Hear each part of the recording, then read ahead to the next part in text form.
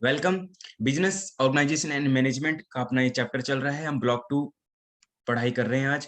Business enterprise block 2 unit 5 से unit 8 तक इसमें कवर है।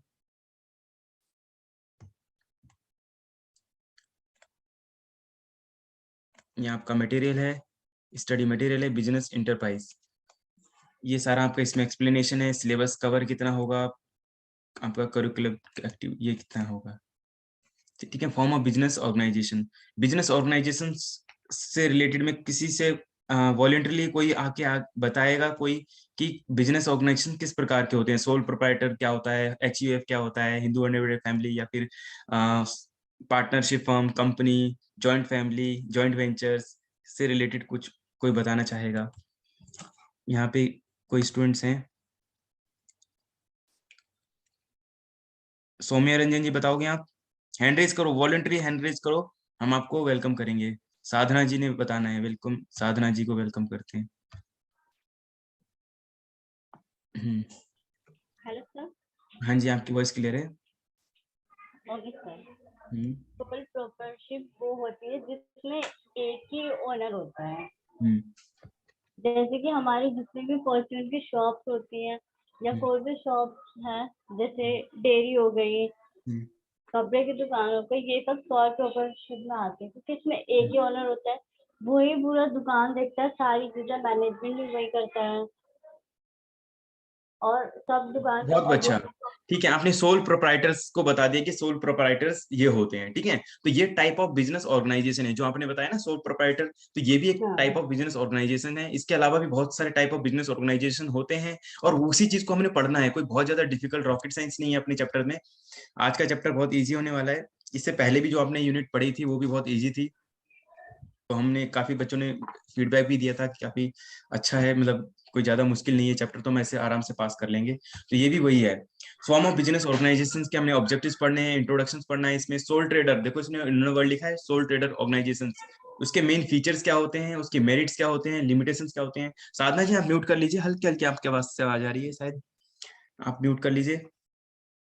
उनके जैसे हम यहाँ पे बिजनेस ऑर्गेनाइजेशन भी पढ़ेंगे और उनके main features, merit and demerit, हर ऑर्गेनाइजेशन के मेरिट एंड डीमेरिट होते हैं।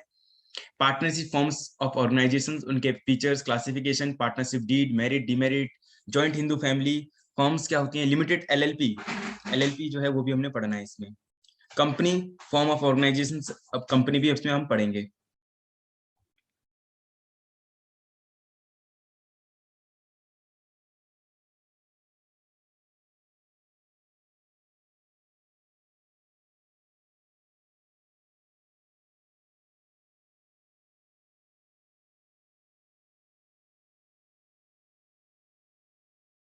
चलिए मैं डायरेक्ट इस चार्ट पे आ गया हूँ। यहाँ तक किसी को कोई प्रॉब्लम है तो या कोई ऐसा लगता है कि इसमें बहुत कुछ छूट रहा है इंपॉर्टेंट? मुझे नहीं लगता, क्योंकि हम सब 11-12 के स्टूडेंट्स हैं और कॉमर्स के स्टूडेंट हैं। कॉमर्स सब्जेक्ट है अपना, बीकॉम फर्स्ट ईयर के स्टूडेंट हैं हम सब।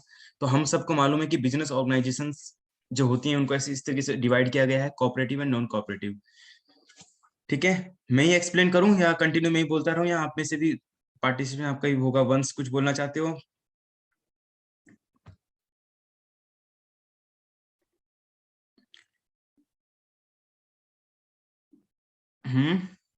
कोऑपरेटिव एंड नॉन कोऑपरेटिव, ठीक है। तो दो कोऑपरेटिव, इसमें क्या होता है, नॉन कोऑपरेटिव फॉर्म्स और कोऑपरेटिव फॉर्म्स। तो इसको कोई एक्सप्लेन करेगा? कोऑपरेटिव क्या होता है, नॉन कोऑपरेटिव क्या होता है? कोऑपरेटिव होता है, मैं देख रहा हूँ हैंड रेस कम लोगों के हो रहे हैं, ठीक है, और जिनको इन्होंने किया नहीं है, ठीक है, बोला नहीं। अनम्यूट सेल्फ से करना होता है, यहाँ से मैं आपको बोलूंगा बोलने के लिए, उसके बाद आपको अनम्यूट होना होता है, ठीक है। तो अपनी ये क्लास है बिजनेस ऑर्गेनाइजेशन एंड मैनेजमेंट की, आज सेकंड क्लास कर रहे हैं हम। Type of organisation, business organisation. तो नॉन कॉपरेटिव फर्म्स वो होते हैं जो कॉर्पोरेटिव मतलब इसमें मेंबर्स जो हैं फैमिली कम होती हैं, नंबर ऑफ फैमिली मेंबर्स कम होते हैं, या नंबर ऑफ उसमें मेंबर्स कम होते हैं। और कॉपरेटिव फर्म्स होते हैं जिसमें जॉइंट स्टॉक कंपनी या कॉपरेटिव ऑर्गेनाइजेशन, जिनको एक लीगल हमारी कंपनियां होती हैं, लीगल लॉ के कंप्लायंस को फुलफिल करते हुए वो एक ऑर्गेनाइजेशन क्रिएट करती हैं, उनको हम बोलते हैं ऑर्गेनाइजेशंस, ठीक है। वो कुछ मोर देन कुछ कंप्लायंस को कंप्लीट करते हैं वो, ठीक है। सोल ट्रेडर्स, अब हम इसको अगर एक्सप्लेन करना चाहेंगे, ये अपने में लेमन लैंग्वेज में एक्सप्लेन करने की कोशिश कर रहा हूँ कि जैसे सोल ट्रेडर होता है, कोई चाय वाला है, कोई और कुछ छोटे छोटे लोग हैं, छोटे छोटे छोटे ऑर्गेनाइजेशन, बिजनेस ऑर्गेनाइजेशन है, ठीक है, वो किसी लॉ के अंदर रजिस्टर्ड नहीं होती, किसी कंप्लायंस को फॉलो अप नहीं करती, करते हैं कोई छोटे कचौड़ी वाले, समोसे वाले, टिक्की वाले, मोमोज वाले, या कोई और भी सोल, या किसी और, जैसे भी साधना जी ने एग्जाम्पल दिया था कि मेहंदी वाले, साड़ी वाले, कोई और बहुत सारे ऐसे बिजनेस ऑर्गेनाइजेशन होती हैं जो छोटे लेवल पे होते हैं, जो किसी लॉ को कंप्लाइंस नहीं करते, और किसी रजिस्टर्ड भी नहीं होते, वो किसी पार्टनरशिप फॉर्म में रजिस्टर्ड नहीं होते, किसी जॉइंट स्टॉक कंपनी या कंपनी एक्ट 2013, आपको मालूम होगा कंपनी एक्ट पहले एक 56 था, 1956 कंपनी एक्ट था, वो 2013 कंपनी एक्ट हो गया है। तो वो किसी जीएसटी एक्ट या इनकम टैक्स एक्ट या किसी कंपनी में रजिस्टर्ड नहीं होते हैं, वो सारे सोल ट्रेडर होते हैं, या फिर पार्टनरशिप ऑर्गेनाइजेशन होते हैं, क्योंकि पार्टनरशिप का भी किसी रजिस्टर्ड होना कंप्लायंस रिक्वायरमेंट नहीं है। अगर 1932 एक्ट में रजिस्टर्ड होते हैं तो ये वेल है, बट उनको इतना रिक्वायरमेंट नहीं है। लेकिन जैसे कोऑपरेटिव ऑर्गेनाइजेशंस होते हैं, उनका रजिस्टर्ड होना, एमसीए की साइट होती है, मिनिस्ट्री ऑफ कॉर्पोरेट अफेयर्स, एक संस्था है गवर्नमेंट की, वहां पे उनका रजिस्टर्ड होना बहुत ही मस्ट है। ठीक है, तो ये बेसिक डिफरेंस आप इसमें, मैंने लेमैन की लैंग्वेज में इसको बताया है कि ये डिफरेंस होते हैं। ठीक है, मेन डिफरेंस ये है कि किसी गवर्नमेंट के कंप्लायंस को फुलफिल करना, बेसिक क्राइटेरिया को फुलफिल करना, वो कोऑपरेटिव हो जाता है। और जो इन सबको फुलफिल नहीं करते, बिजनेस तो दोनों लोग करते हैं, लेकिन एक है जो कंप्लायंस को फुलफिल करता है, एक है कंप्लायंस को फुलफिल नहीं भी करता है, करता भी है ना। तो बहुत से दो या दो से ज्यादा लोग पार्टनरशिप में काम कर रहे हैं, तो उनको गवर्नमेंट को क्या मालूम, या कोई सोल ट्रेडर है, जो सोल प्रोप्राइटर भी बोलते हैं उनको, वो काम करते हैं। अब सोल ट्रेडर ऑर्गेनाइजेशन है, यहाँ से थ्योरी वाला पैराग्राफ वाला आ गया। सोल ट्रेडर ऑर्गेनाइजेशन, अभी साधना जी ने जो बताया वो एग्जैक्टली बिल्कुल फुलफिल है, उन्होंने बहुत अच्छा बताया है, लेकिन हम थोड़ा स्टडी कर रहे हैं, तो अकेडमिक जब हम पढ़ाई करेंगे तो इसको हम रीड आउट भी कर लेंगे। मेन फीचर्स, तो हम देखो सोल ट्रेडर के बारे में एक पैराग्राफ है, उसका फिर फीचर्स है, फिर मेरिट है, फिर डिमेरिट हो गए। ठीक है, मेरिट, उसके बाद मेरिट को फिर डिमेरिट भी बोलते हैं, फिर लिमिटेशंस भी होते हैं। ये उसके बाद आपका यूनिट खत्म होगा, इस प्रकार से चलेगा। कोई है, अब मैं वेलकम करता हूँ, कोई पहले इस पैराग्राफ को रीड करे, सोल प्रोप्राइटर को। वैसे उन्होंने बता दिया है कि सोल प्रोप्राइटर क्या होते हैं। साधना जी के अलावा कोई और आगे स्टूडेंट आगे रीड करेंगे, मैं ही रीड करूं? फिजा अंसारी जी, आपको सेल्फ से अनम्यूट करना होता है, मैंने यहाँ से किया था। ठीक है, या आपको को होस्ट ही बनाता हूँ, तो ताकि इतनी प्रॉब्लम नहीं आएगी। फिजा जी, कैसा बेटर होगा, आप इसको कैरी ऑन कीजिए, अगर आप मेरी आवाज सुन पा रहे हैं।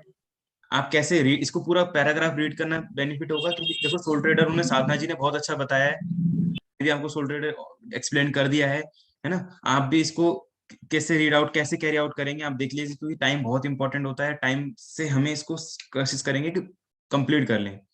ठीक है, तो यहाँ हमारा एक, हम बोलते हैं, तो आप बताइए, मैं पैराग्राफ रीड करूं या फिर मैं अपने तरीके से एक्सप्लेन कर दूं? हाँ, अपने तरीके से एक्सप्लेन कर दीजिए। सर, सोल ट्रेडर बिजनेस होता है जो कि हमारे किसी कंपनी के लॉज या फिर हमारे गवर्नमेंट के द्वारा जो भी प्रोविजंस या लॉज बनाए गए उनको फॉलो नहीं करते हैं। जैसे नॉर्मल, सर आपने बताया था किराना की शॉप है या पार्लर शॉप है, तो नॉर्मल हमारी स्ट्रीट वेंडर्स होते हैं, वो सब सोल ट्रेडर को फॉलो करते हैं। इनके लिए ये, इनके ऊपर अनलिमिटेड लाइबिलिटी होती है। ये मतलब जो भी बिजनेस कर रहे हैं अपना, उनकी लाइबिलिटी लिमिटेड नहीं रहेगी। बाई चांस अगर बिजनेस में कोई हैवी लॉस हो जाता है तो अपना एसेट अगर सोल्ड कर देते हैं, उसके बाद भी अगर उनको अमाउंट रिकवर नहीं हो पाता है, तो वो अपने जो पर्सनल उनके प्राइवेट एसेट्स हैं उनको भी सोल्ड करना पड़ जाएगा। तो इसलिए उनकी लाइबिलिटी जो है वो अनलिमिटेड रहती है। वो कोई सेपरेट लीगल एंटिटी नहीं होते हैं। जैसे सेपरेट लीगल एंटिटी क्या होता है, इससे कोई बिजनेस अलग है और ओनर अलग है, लेकिन इसमें ऐसा नहीं होता, बिजनेस और ओनर दोनों सेम ही होते हैं। इसलिए सोल ट्रेडर ऑर्गेनाइजेशन जो होती है वो फुली एक तरीके से नॉर्मल बिजनेस होता है, उसमें कोई भी कंप्लायंस या फिर ऑब्लिगेशंस नहीं आते हैं। ठीक है, तो इन्होंने भी, फिजा जी ने भी बताया कि पूरा सोल ट्रेडर के बारे में हमें बताया कि किस प्रकार से डिफरेंस होता है, लाइबिलिटी के बारे में बताया कि कहाँ पे अनलिमिटेड होती है, कहाँ पे लिमिटेड होती है। ठीक है, अब है मेन फीचर्स। ठीक है, अब फिजा जी बताएंगे, मैं एक एक मैं पॉइंट पढ़ता हूँ। वन मैन ओनरशिप, ठीक है, तो based on the above discussion, जो ऊपर आपने पैराग्राफ पढ़ा होगा, डिलेमा प्रिंसिपल ऑफ है। डिलेमा पता है क्या होता है कि हम पैराग्राफ छोड़ते हैं तो हमें लगता है कुछ क्या इंपॉर्टेंट छूट तो नहीं किया, और हम करते हैं तो हमें सिलेबस को भी कवर करना है। और आपको सबको मालूम होगा जान करके कि हम बहुत जल्दी ही अपना फुल फ्लैश टाइम रूटीन यहाँ पे डिस्कस करने वाले हैं, जहाँ पे हमें फाइनेंशियल अकाउंटिंग स्टैट के साथ साथ थ्योरी सब्जेक्ट भी करने हैं। हम डेली 4 सब्जेक्ट को, जैसे हमने बताया था पहले भी, कि हम 4 सब्जेक्ट को कवर करेंगे, फाइनेंशियल अकाउंटिंग स्टैट्स और बिजनेस लॉ और बिजनेस ऑर्गेनाइजेशन मैनेजमेंट। और इन्वायरमेंट स्टडीज के लिए जैसे फिजा जी ने और सेमी जी ने, कई लोगों ने, फेमी जी ने बताया कि सेल्फ स्टडी बेटर रहेगा, फिर भी हम उसको डिस्कस कर लेंगे, कुछ क्वेश्चंस वगैरह यहाँ हम डिस्कस का प्लेटफॉर्म बताएंगे, ताकि उसको पूरा सिलेबस को यहाँ रीड आउट नहीं करेंगे। रीड आउट जो हमें सबसे ज्यादा फोकस करना है अकाउंटिंग पर, स्टैट्स पर, बिजनेस लॉ पर, ये इंपॉर्टेंट रहेंगे। फिर सेकंड ईयर भी अगर भी आप हमसे जुड़े रहेंगे तो हम आपका जब सेकंड ईयर में जाएंगे तो हम आपको ऑडिट और टैक्स भी पढ़ाएंगे। ठीक है, तो अभी हम अगेन, मैं देख रहा हूँ किन किन के हैंड रेज है, वॉलंटरली खुद ही रेज कर दिया करिए। फिजा जी ने को मैंने होस्ट बनाया है, तो वो खुद से अपने आप को अनम्यूट करके अब इम्पोर्टेंट है तो उसको रीड करते हुए एक्सप्लेन करेंगे फिजा जी।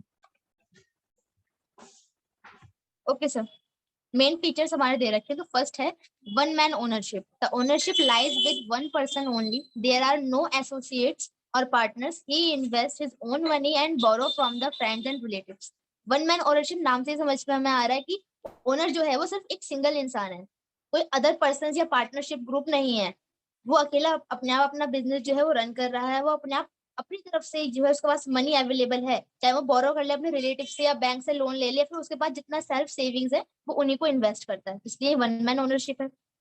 सेकंड है no separation of ownership and management. The owner himself manages the business. Therefore, the separation of ownership and management, which is quite common in big business, is not present in this form of organization. Since the proprietor himself manages the business, he exercises a high degree of supervision and control in the work of his business. Separation और ownership से management से मतलब है कि इसमें कोई भी काम हम सेपरेट नहीं करते। जैसे बिग कंपनी होती है तो उसके लिए सीईओज उनके ऊपर होते हैं, बोर्ड ऑफ डायरेक्टर्स हेड होते हैं, उसके बाद उनके मैनेजर्स आते हैं, मैनेजर्स के बाद उनके सुपरवाइजर्स आते हैं, फिर देन वर्कर्स आते हैं। तो एक लेवल रहता है हायरार्की का हमारे पास। लेकिन इसमें क्या होता है, हमारे पास एक सिंगल ओनर है, वो उसको ही मैनेज करना है, काम भी उसे ही करना है, वर्क का काम भी वही करेगा, सुपरविजन भी उसे ही करना है, वर्क को मैनेज भी उसको ही करना है, और उसके आगे डिसीजन जो है वो भी सारे ओनर के ही होंगे। इसलिए इसमें कोई भी सेपरेशन नहीं होता ओनरशिप का, और सारी मैनेजमेंट सिंगल पर्सन करता है। थर्ड है सर, थर्ड पॉइंट पूरा नहीं आ रहा स्क्रीन पे। यस, थर्ड है no separate entity. The business does not have any entity separate from the owner. The proprietor and the business enterprise are one and the same. Separate entity मैंने बताया था, business और owner दोनों एक ही हैं। जैसे company होती है, एलएलपी है, वो उनका बिजनेस अलग है, ओनर अलग है, उनकी लायबिलिटी जितना उन्होंने अमाउंट इन्वेस्ट किया वहीं तक है। लेकिन इसमें सेपरेट एंटिटी नहीं है, जो बिजनेस है वही ओनर है। अगर बिजनेस को कोई लॉस हुआ है तो वही ओनर का भी लॉस है।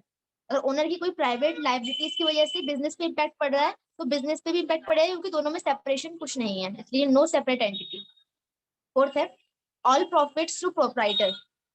Since there are no partner, all the profits enjoyed by the sole proprietor। तो सिंपल है कि प्रोप्राइटर जो भी अर्न करता है, जो भी ओनर कमाएगा, उसका लॉस बेयर होगा या फिर प्रॉफिट जो भी अर्न होगा वो सारा ओनर का ही रहेगा, उसमें किसी को शेयर नहीं है, क्योंकि सारी मेहनत ही वही कर रहा है। फिफ्थ है इंडिविजुअल रिस्क है।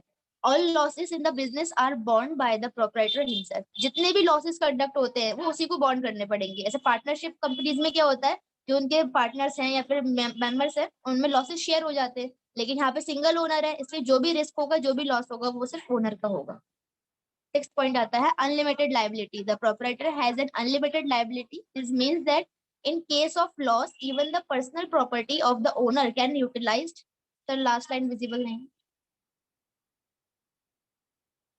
yes. for clearing the business obligation and debts। ये तो हम पहले भी मैं बता चुकी हूँ कि अनलिमिटेड लायबिलिटी जो होती है कि बिजनेस अगर ओनर्स को कोई लॉस होता है या फिर वो बिजनेस शट डाउन करता है तो फिर लायबिलिटीज पे ऑफ करने के लिए उसको बिजनेस के असेट्स सोल्ड करने पड़ेंगे। अगर उसके बाद भी उसकी लायबिलिटीज ज्यादा है तो उसे अपने पर्सनल असेट भी सोल्ड करने पड़ सकते हैं, इसलिए वो अनलिमिटेड लायबिलिटी है। सेवेंथ है less legal formalities. To set up sole proprietorship, no legal formalities are required. Of course, there are some legal restrictions for the setting up of particular type of business. For example, an individual cannot start a bank or an insurance company. ये सही कह रहा है कि कोई भी legal formalities नहीं होती है। आपका जब मन करेगा बाद आपके पास समझ लीजिए इन्वेस्टिंग के 10,000 रुपए हैं, आप नॉर्मल कोई भी किराना शॉप ओपन कर लीजिए, आपको कोई फॉर्मेलिटीज फिल नहीं करनी पड़ेगी, कोई जाके कंपनीज में फॉर्म नहीं फिल करना पड़ेगा, अपने आप बना सकते हैं। और लेकिन कुछ एक्सेप्शंस भी आ जाती है। जैसे कोई इंडिविजुअल इंसान है, वो अपने कोई बैंक क्रिएट नहीं कर सकता। वो ये सोचेगा मैं बैंक बना लूं अपनी, फिर मैं कोई इंश्योरेंस कंपनी अपनी बना लूं, जिसके लिए अथॉरिटी की जरूरत है कोई ना कोई। But one can start a fruit stall लगाना है, साइकिल शॉप लगानी है, इसके अंदर दे रखा है, तो इनके लिए कोई फॉर्मेलिटीज नहीं होती है। नॉर्मल कैजुअल बिजनेस जो इंसान कभी भी स्टार्ट कर सकता है, इसके लिए कोई भी ऑब्लिगेशन या फिर कोई प्रोहिबिशन नहीं है हमारी गवर्नमेंट की तरफ से। However, in some case, a license may be required. For example, start a restaurant, you need license from the municipal corporation. ये ठीक है कि अगर हम कोई बिजनेस स्टार्ट कर रहे हैं, एक सोसाइटी के अंदर स्टार्ट करते हैं, तो उसके स्टार्ट करने के लिए बिजनेस को, जैसे रेस्टोरेंट है, अगर एक सोसाइटी लेवल पे आ जाता है तो उसकी लाइसेंस की जरूरत पड़ती है। वो इसलिए पड़ती है क्योंकि सोसाइटी में वहाँ वो ओपन करने वाला एरिया है या नहीं। अगर एरिया है तो आपको लाइसेंस मिल जाएगा, लेकिन वो एरिया में रेस्टोरेंट ओपन नहीं हो सकता तो आपको लाइसेंस नहीं मिलेगा। बस यही डन सर। जैसे आपको अभी फिजा जी ने एक्सप्लेन किया, ठीक है,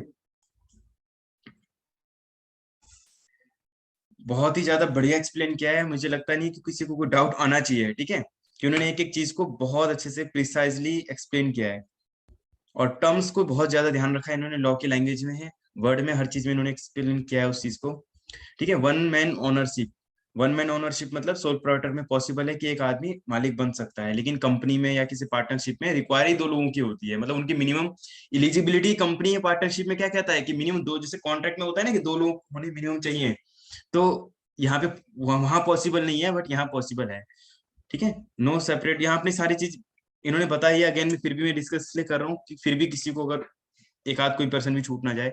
no separate ownership and management, company के अंदर क्या माना जाता है कि एक एम्प्लॉय जब कोई काम कर रहा होता है, कोई मैनेजमेंट कोई काम कर रहा होता है, तो उसकी रिस्पॉन्सिबिलिटी कंपनी से जुड़ी हुई नहीं होती है, वो ऐसा एम्प्लॉय काम कर रहा होता है। लेकिन सोल प्रोप्राइटर में जो पर्सन काम कर रहा होता है, तो वो माना जा, या कंपनी जो भी है वो उसको सेपरेट नहीं कर सकते हम। उसकी रिस्पॉन्सिबिलिटी, उसकी कंपनी की रिस्पॉन्सिबिलिटी सेम मानी जाती है, ठीक है। जैसे किसी दुकान में कोई मालिक काम कर रहा होता है, तो उसकी जो भी कंपनी की रिस्पॉन्सिबिलिटी बनेगी, ठीक है, तो वो सीधा उसके ऑनर के ऊपर ही लाइबिलिटी आएगी।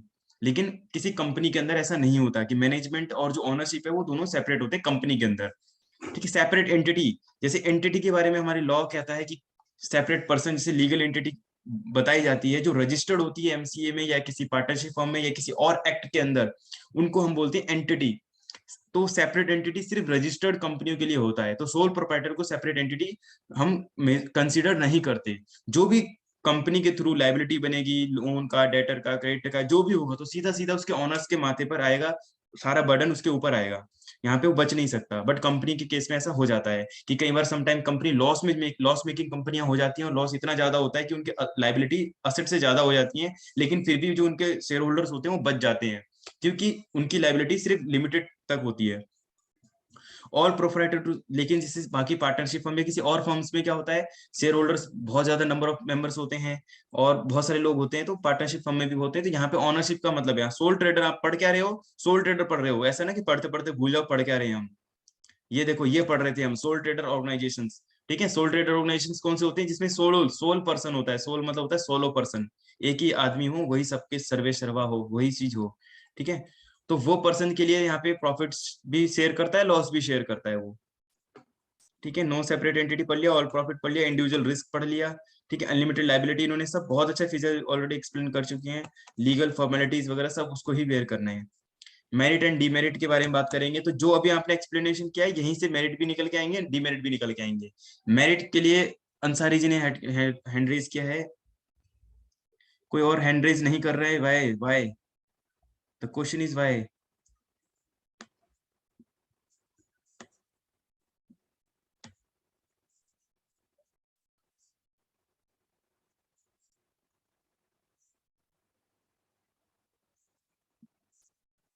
स्नेहा जी ने हैंड रेज किया, स्नेहा जी वेलकम। सर मेरी आवाज आ रही है? हाँ जी, आपकी आवाज बिल्कुल वॉइस क्लियर है, ये रीड हाँ सर, सबसे पहले easy formation. There is no legal formalities to be observed while starting this from of organization. इसका मतलब है कि हमें कोई ज्यादा लीगल फॉर्मेलिटीज नहीं करनी होती सोल प्रोप्राइटरशिप बिजनेस स्टार्ट करने के लिए, ज्यादा कुछ नहीं होता, बस एक एक्सेप्शन है। जैसे पहले हमने एग्जांपल में पढ़ा कि बैंक या इंश्योरेंस कंपनी खोलने के लिए हमें किसी अथॉरिटीज की परमिशन की जरूरत है, अदरवाइज वरना कोई ऐसी फॉर्मेलिटीज नहीं करनी होती हमें। Second point है direct motivation. As you know, all the profits and gains of the business are solely and exclusively pocketed by the sole proprietor. इसका मतलब है कि ये हमें डायरेक्ट मोटिवेशन देता है कि जितना भी बिजनेस में प्रॉफिट होगा सब कुछ वो हमारे पास ही आएगा। तो एक अपने आप में मोटिवेशन है इस बिजनेस को स्टार्ट करने की और मेरिट्स है इसका। Full control. The proprietor is the monarch of the business. He owns, he manages the whole business and takes all the decision himself. इस फुल कंट्रोल का मतलब है कि सोल प्रोप्राइटरशिप में सिर्फ एक ही ओनर होता है और जो वो एक ही ओनर है वही पूरे बिजनेस पे कंट्रोल रखेगा, किसी और का उसके बिजनेस पे कोई कंट्रोल नहीं होगा। तो फोर्थ पॉइंट विजिबल नहीं है स्क्रीन पे। Quick decision. The proprietor does not depend on other for decision making. Since there are no partner, he is not required to consult others. इसका मतलब है कि इस बिजनेस में डिसीजंस जो है वो बहुत जल्दी हो जाते हैं क्योंकि एक ही ओनर है तो उसको खुद से ही सारे डिसीजंस लेने हैं, किसी और से कुछ कंसल्ट नहीं करना उसे, तो इसलिए ये क्विक डिसीजंस है।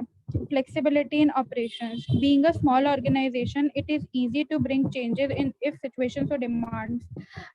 ये जो बिजनेस होते हैं वो बहुत स्मॉल ऑर्गेनाइजेशंस होती हैं, तो अगर लग रहा है ओनर को ऐसा कि इसमें कुछ चेंजेस करने चाहिए तो फिर वो उसमें बहुत जल्दी चेंजेस हो सकते हैं, क्योंकि बड़े बिजनेस जो होते हैं उसमें हम इतनी जल्दी चेंजेस नहीं कर सकते, पर छोटे बिजनेस में बहुत फ्लेक्सिबली हम कुछ भी चेंज कर सकते हैं। Secrecy. Since the whole business is handled by the proprietor, his business secrets are known to him only. He is not bound to publish his accounts. इसमें क्या है कि ये एक उसके सारे अकाउंट्स जो हैं इस बिजनेस के वो सीक्रेट होते हैं, वो सिर्फ एक ही ओनर है तो अपने बिजनेस के बारे में पूरा सब कुछ उसे ही पता होगा जो ओनर है, बाकी किसी और को कुछ नहीं पता होगा। Personal touch.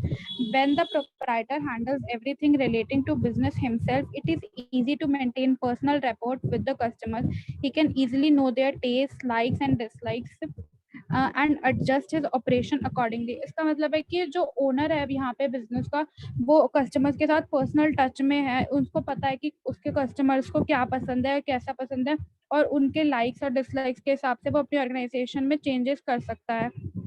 Dissolution is easy. Since there are no co-owners or partners, there is no scope for the difference of opinion. In the case of dissolution of business, the proprietor is free to withdraw from business or to sell it anytime he wants. जैसे कि dissolution इसमें बहुत easy है क्योंकि ये जो owner उसमें एक ही ओनरशिप है, बस एक ही ओनर है, तो वो जब मर्जी चाहे अपने बिजनेस से पैसा ले भी सकता है और उसमें वापस रख भी सकता है, तो सब कुछ उसकी मर्जी से होगा वहाँ पे। सर हो गया जी, बहुत बढ़िया, थैंक यू। तो जैसे भी इन्होंने रीड किया स्नेहा जी ने,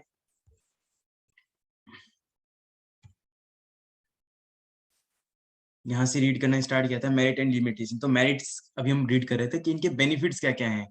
फॉर्मेशन यानी स्टार्ट करना, स्टार्टअप करना किसी सोल प्रोप्राइटर के लिए इजी होता है रेदर देन किसी कंपनी के लिए। तो ये तो इन्होंने एक्सप्लेन कर ही दिया। कोई इसके अलावा कोई है तो हैंड रेज करके भी आप क्वेश्चंस रेज कर सकते हैं, क्योंकि मैं मानता हूं कि स्नेहा जी ने बहुत अच्छा एक्सप्लेन किया है। इजी फॉर्मेशन का मतलब होता है किसी को भी स्टार्ट करना। जब कोई कंपनी स्टार्ट करते हो तो आपको पता है कितनी सारी लीगल कंप्लायंस होती हैं, कितनी चीजें कंसीडर करनी पड़ती है, सोचने से पहले भी हमें इतनी सारी चीजें कंप्लायंस को कंप्लीट करना पड़ता है। लेकिन यहाँ पे सोल ट्रेडर जब आप स्टार्ट करोगे, सोल ट्रेडर के लिए कुछ नहीं चाहिए होता। मोमोज बेचने के लिए क्या चाहिए होता है, मतलब मैं बेसिक चीजें बता रहा हूँ मोमोज, बट ऐसा नहीं है कि आप बहुत सी शॉप्स होती हैं बड़े बड़े लाखों करोड़ों के भी सोल ट्रेडर होते हैं, सोल ट्रेडर या सोल प्रोप्राइटर्स होते हैं जो बड़ी बड़ी शॉप्स होती हैं। तो जब सोल प्रोप्राइटरशिप स्टार्ट करते हैं तो आपको बहुत कम कंप्लायंस को फुलफिल करना पड़ता है, जैसे बहुत बेसिक चीजों को, इसलिए वो इजी कहा जाता है। डायरेक्ट मोटिवेशन होता है कि आप, जैसे मेरे को खुद करना है, मैंने ग्रेव अप टीम निकालनी है, कुछ भी काम करना है, तो मुझे पता है कि बेसिक खुद से मोटिवेट होकर मैं काम कर सकता हूँ। बट मुझे अगर टीम बनानी है, मेरे को स्नेहा जी को लेना है, फिजा जी को लेना है, हरिओम जी को लेना है, पूजा जी को लेना है, तो मुझे एक ज्यादा कंप्लायंस कॉम्प्लिकेट, मतलब थोड़ा कॉम्प्लिकेट हो जाएगा, क्योंकि सबको कोऑर्डिनेट करना, सबको एक टीम वर्क में लेके आना थोड़ा सा हो जाएगा। तो यहाँ पे मोटिवेशन वाला पार्ट हो गया। फुल कंट्रोल, सोल प्रोप्राइटर होता है तो वो थोड़ा उसका कंट्रोल, ऑनरशिप थोड़ी ज्यादा है तो उसमें कंट्रोल भी ज्यादा होता है। मैं अगेन रिपीट इसलिए कर रहा हूं ताकि माइंड में आपके रिकैप हो जाए। और क्विक डिसीजन, सोल प्रोप्राइटर्स या सोल ट्रेडर्स में डिसीजंस कैसे लिए जाते हैं, क्विक होते हैं। बट जब ऑर्गेनाइजेशन आपकी बड़ी होती है, उसमें मेंबर्स ज्यादा होते हैं, तो आपको डिसीजन लेने में थोड़ी सा टाइम टेकिंग हो जाता है। डिसीजन क्या हो जाता है आपका, टाइम टेकिंग प्रोसेस हो जाता है। ओके, फ्लेक्सिबिलिटी इन ऑपरेशंस। आप अभी जैसे मैं क्लासेस कर रहा हूँ, अभी आपने देखा होगा कि मैं क्या करता हूँ आपकी क्लासेस को, कभी 8, कभी 8:15, कभी 9:30, कुछ भी कर सकता हूँ। तो अभी मेरे पे कोई ऑब्जेक्शन, मेरे से ऊपर कोई अथॉरिटी है कोई जिसपे आप कंप्लेंट कर सकते हो मेरे लिए, मेरे अगेंस्ट में? शायद ना हो। तो यही एक रीजन हो सकता है कि मैं थोड़ा सा इस प्रकार से इरिस्पॉन्सिबल आपके सामने बिहेवियर आपको शो कर रहा हूँ। तो फ्लेक्सिबिलिटी का मतलब होता है ऑपरेशंस जब आप करते हो, शॉप आपकी खुद की होती है, कोई भी आप काम करते हो, थोड़ी सी फ्लेक्सिबिलिटी आपको मिल जाती है। सीक्रेसी तो हो गई, प्राइवेसी, यानी कि आप जो बात छुपाना चाहते हो, बताना चाहते हो, वही बात बता सकते हो। अदरवाइज जब टीम वर्क होता है या कंपनी होती है ना, हम कई बार एक्सपायरी डेट के सामान बेच रहे हैं, ठीक है, तो कंपनी में तो एम्प्लॉय होते हैं, बहुत सारे मेंबर्स होते हैं, स्टाफ होते हैं, शेयर होल्डर्स होते हैं, या फिर पार्टनर्स में होते हैं, तो वहां पे हम इतनी ज्यादा प्राइवेसी किसी भी चीज को लेकर नहीं रख पाते। इतना प्रॉफिट हो रहा है, इतना लॉस हो रहा है, तो चीजें पब्लिकली आउट हो जाती है, डिस्क्लोज हो जाती है, तो वहाँ इतनी ज्यादा प्राइवेसी नहीं रह पाती। बुक्स ऑफ अकाउंट जो है सब रीड कर पाते हैं, है ना। तो वहां पे कोई भी चीज है, डेटर्स है, क्रेडिटर्स है, मान लो स्नेहा जी ने मेरे से उधार लेके गई, फिजा जी मेरे से उधार लेके गई, है ना, तो वो चीजें प्राइवेसी उतनी ज्यादा नहीं रह पाएगी। मतलब कैसे में नहीं रह पाएगी, बाकी चीजों में नहीं रह पाएगी। यानी कि सोल ट्रेडर्स के अलावा जो बिजनेस होते हैं वहां पे प्राइवेसी रखना मुश्किल हो जाता है, लेकिन यहाँ पे रहता है, ठीक है। पर्सनल टच, मतलब पर्सनल टच में ये होता है कि हम वन बाय वन कस्टमर से या क्लाइंट से डील करते हैं। जैसे जो सीए फर्म्स होती हैं, लॉ फर्म्स होती हैं, या फिर और इंजीनियर्स की जो कंसल्टेंसी फर्म्स होती हैं, वो क्लाइंट टू क्लाइंट मीट करती हैं, तो उनका एक पर्सनल टच होता है, ठीक है। लेकिन जो कंपनियां होती हैं, बड़ी ऑर्गेनाइजेशंस होती हैं, जॉइंट वेंचर्स होते हैं, वहां पे पर्सनल टच थोड़ा सा मुश्किल रह जाता है, ठीक है। डिजोल्यूशन इनका, जैसे फॉर्मेशन जैसे इनका इजी था, वैसे इनका डिजोल्यूशन भी बहुत इजी है, ठीक है। सारा सामान वन बेच दो, कबाड़े वाले को बुलाओ और सीधा खत्म, ठीक है। लेकिन अब हम इसके पढ़ेंगे लिमिटेशंस। लिमिटेशंस के लिए, इसके अलावा किसी ने हैंड रेज किया हो? एक सेकंड में, किसी ने हैंड रेज किया है? क्वेश्चंस पूछना है तो वेलकम है, बट मुझे नहीं लगता कि फिजा जी ने अच्छे से पढ़ाया है, मतलब सब चीज किया है, फिर भी इन्होंने हैंड रेज किया है। मैं उनको, आप तो को होस्ट है ना, आप अनम्यूट करके बोल सकते हैं फिजा जी। Yes sir. हाँ, पूछना है आपने? ऐसे पूछना नहीं है, लिमिटेशन रीड करनी थी। अच्छा अच्छा, हाँ वही मैंने कहा कि फिजा उन्हें स्नेहा जी ने इतना अच्छा रेड किया है, तो मेरे को नहीं लगता, फिर भी मैंने फिर भी एक्सप्लेन कर दिया है। हाँ, कोई और स्टूडेंट नहीं है क्या? आप बहुत, दोनों के लिए बहुत अप्रिसिएशन है कि आप लोग इस क्लास को सपोर्ट करते हो, मुझे सपोर्ट करते हो और पूरे को सपोर्ट करते हो। इसके अलावा कोई और स्टूडेंट? इन्होंने वो किया है, बट इन्होंने वंश ने ना वो नहीं किया, माइक कनेक्ट। वंश बोलो। Hello sir. हाँ, लिमिटेशन रीड करो।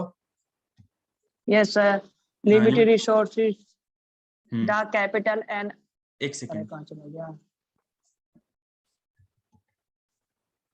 एक सेकंड।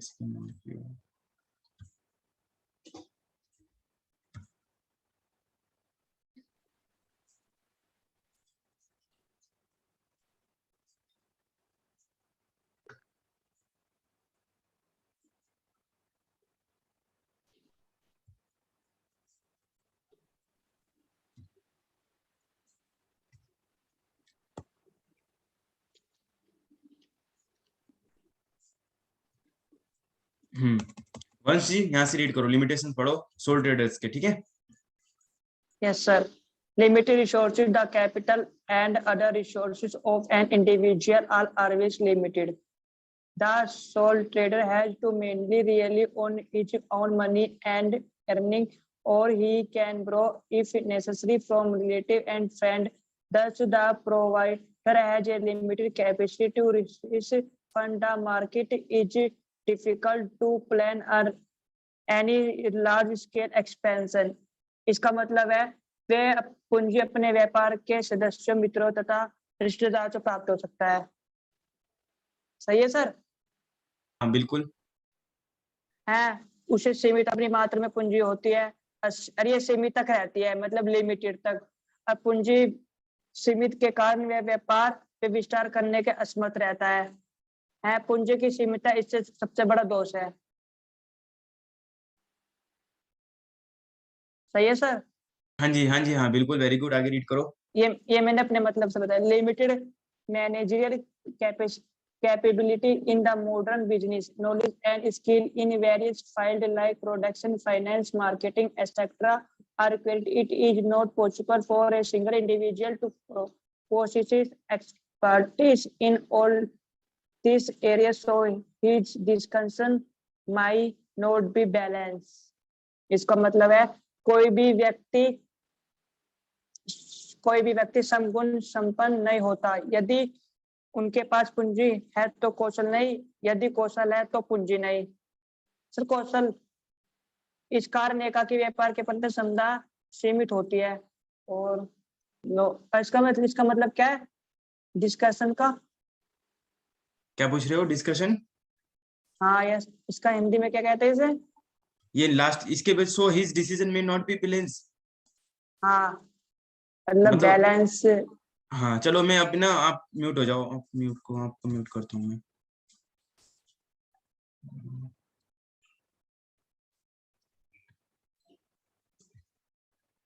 चलिए साधना जी ने रीड करना है ना?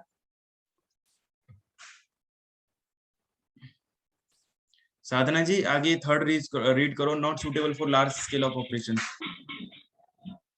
Hello sir ji third read करो। स्टार्ट से कि थर्ड वाला रीड करो? थर्ड रीड करो।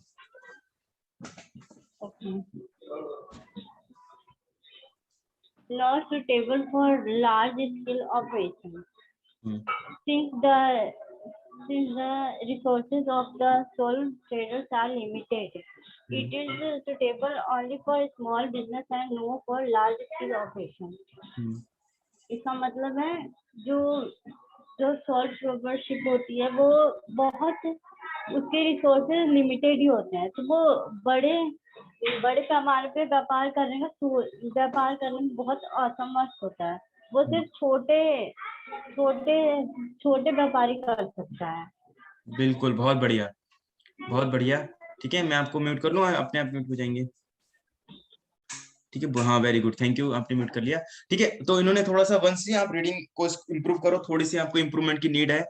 ठीक है, लिमिटेड रिसोर्स का मतलब होता है जो भी रिसोर्स रिक्वायरमेंट होती है, कैपिटल, फंड, पैसा, मनी, और भी जो भी रिसोर्स में आप काउंट करते हो, जो भी आप समझते हो। तो सोल प्रोप्राइटर्स की जब बात करते हैं तो हमारे पास लिमिटेड होता है, ऑब्वियसली लिमिटेड होगा।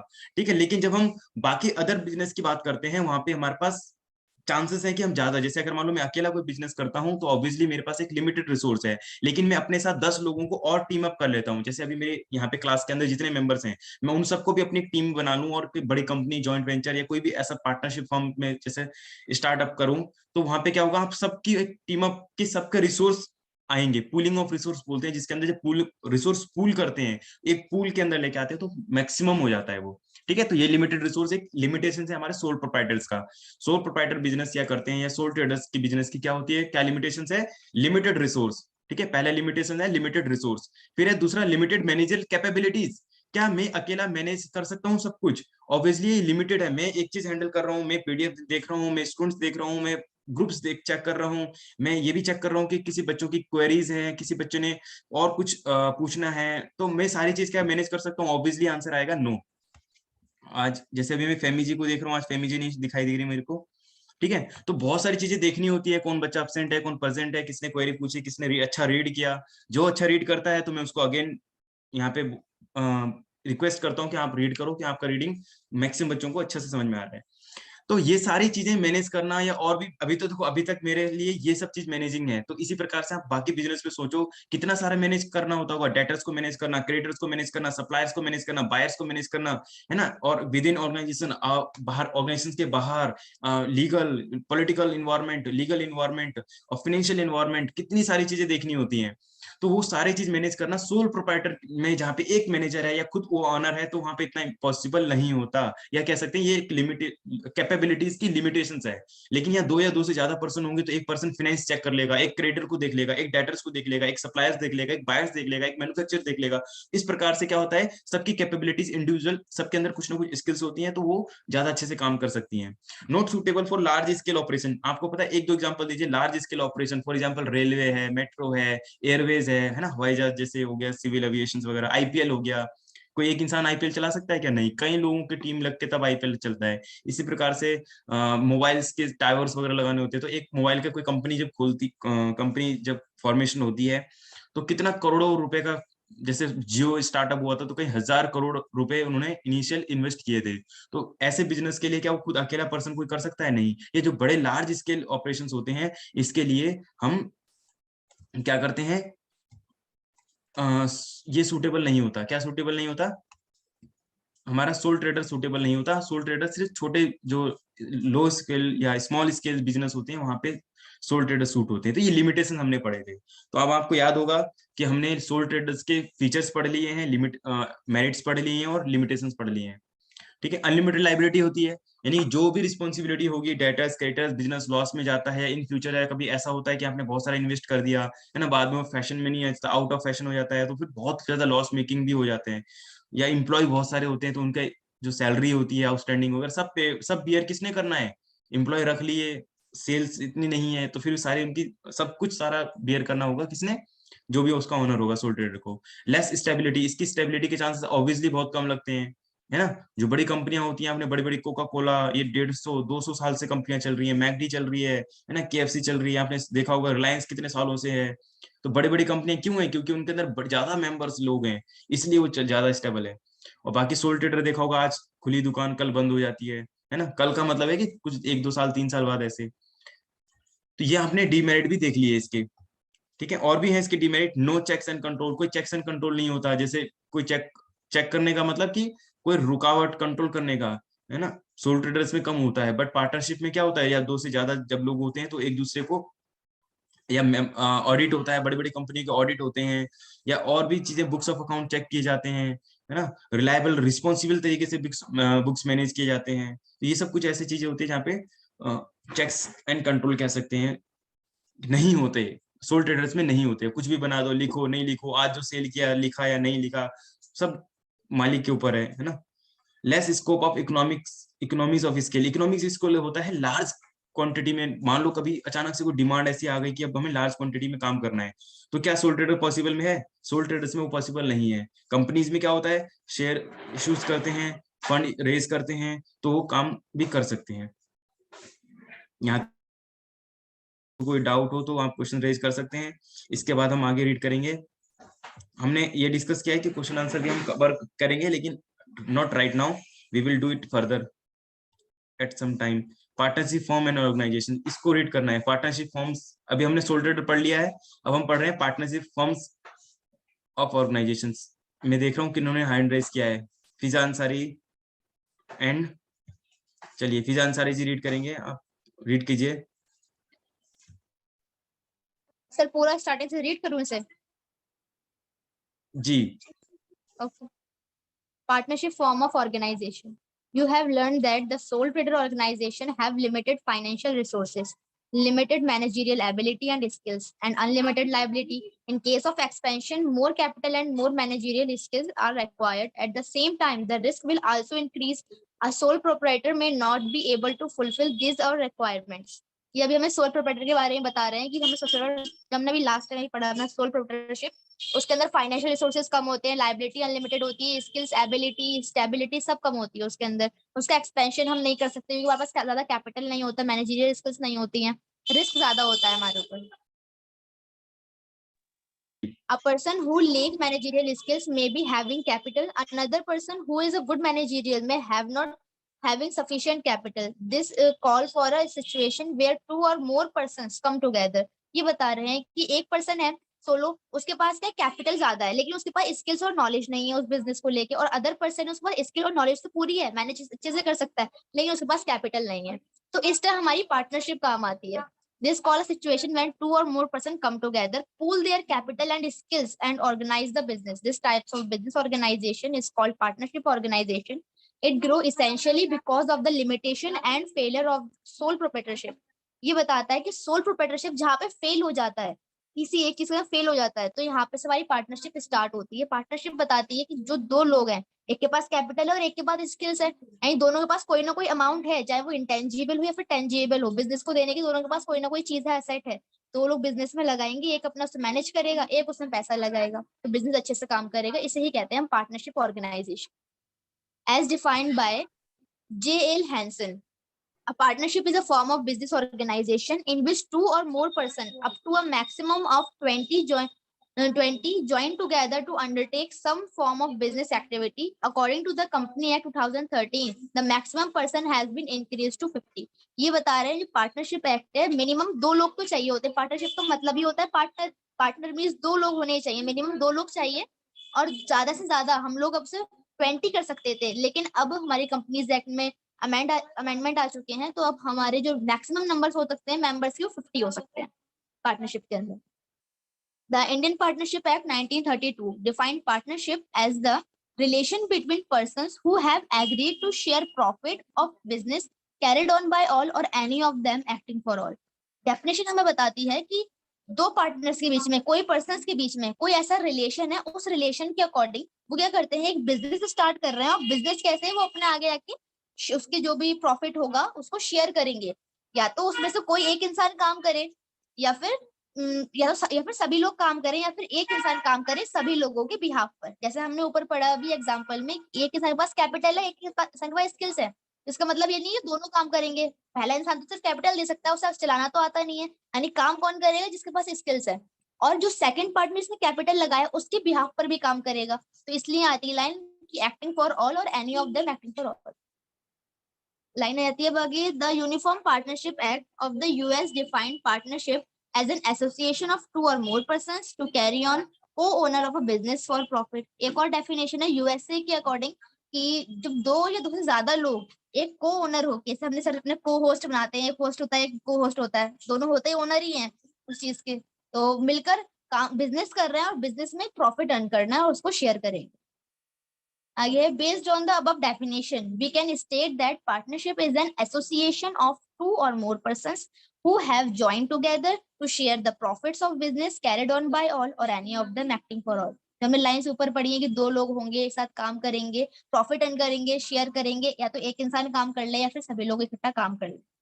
तो बस डेफिनेशन वही है। लास्ट पैराग्राफ है, the persons who own the partnership business are individually called partner. जो इंसान पार्टनरशिप बिजनेस कर रहा है, अगर हम सिंगल पर्सन को क्या बोलेंगे, हम पार्टनर्स बोलेंगे उनको, इंडिविजुअली अलग अलग पार्टनर्स है हमारे, and collectively known as the firm. और वही सब लोग अगर इकट्ठे हम उनको नाम लेना चाहेंगे, सोल ट्रेडेड में सोल ट्रेडेड है क्योंकि वो सिंगल पर्सन है, एक ही नाम से बिजनेस जाना जाता है, लेकिन इसमें तो पार्टनर इतने सारे हैं, तो हर पार्टनर का नाम ले लेके थोड़ी हम जानेंगे बिजनेस को, इसलिए उस सभी पार्टनर्स फर्म को मिला के तो हम उसको फर्म बोलेंगे या फिर हम उसको पार्टनरशिप फर्म का नाम देंगे जी ऑन एन एग्रीड बेसिस।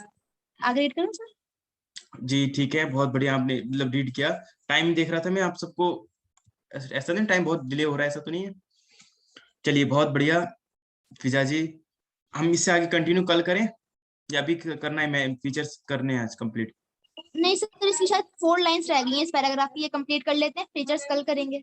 ठीक है ओके। तो लास्ट लाइन से हमारी, on an agreed basis partners contribute to capital and share of responsibility of running the business. However, in some cases one partner provide the whole and major portion of the capital, other contribute technical managerial skills with or without some capital. All such terms and condition of partnership are usually mentioned in the partnership agreement. ये बस ये बता दिया, अपने ऊपर पढ़ चुके हैं कि एक इंसान काम करेगा, एक कैपिटल देगा, एक मैनेजरियल स्किल्स देगा, और इसी को हम अपनी पार्टनरशिप बोलते हैं। और ये हमारे सब जितने भी एग्रीमेंट है, किसी को इंटरेस्ट दिया जाएगा, कौन कैपिटल ला रहा है, किसका कितना शेयर है, ये सब हमारे पार्टनरशिप के एग्रीमेंट के अंदर मेंशन होता है। जी थैंक यू। तो अभी आपने, मैं कमेंट में नीचे लिखना है, कमेंट में क्लास के बारे में फीडबैक देना है। मैं कमेंट में रीड करना चाहता हूँ आप लोगों का फीडबैक। Yes, do comments.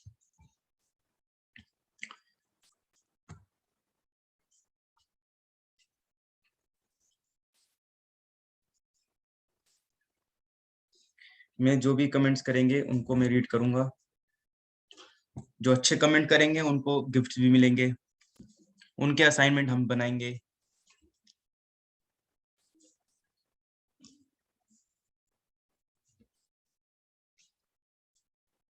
हाँ, जो थैंक यू लिखेंगे उनके असाइनमेंट हम बना के लिखेंगे देंगे। जो लाइक करेंगे उनको हम क्या करेंगे, उनको अच्छे मार्क्स मिलेंगे।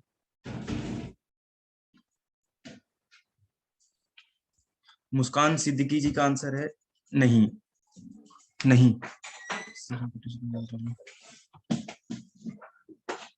मुस्कान जी नहीं। चलिए, आप सबके कमेंट्स भी बहुत इंपॉर्टेंट है, इसको शेयर भी करना है आप लोगों ने इस वीडियो को, और मैक्सिमम इसको शेयर कीजिए और बेनिफिट सब तक पहुंचाइए। आपके कमेंट्स बहुत इंपॉर्टेंट है, आपके कमेंट्स पे डिपेंड करते हैं हमारी नेक्स्ट क्लास कैसे होगी। मिलते हैं हम नेक्स्ट वीडियो में।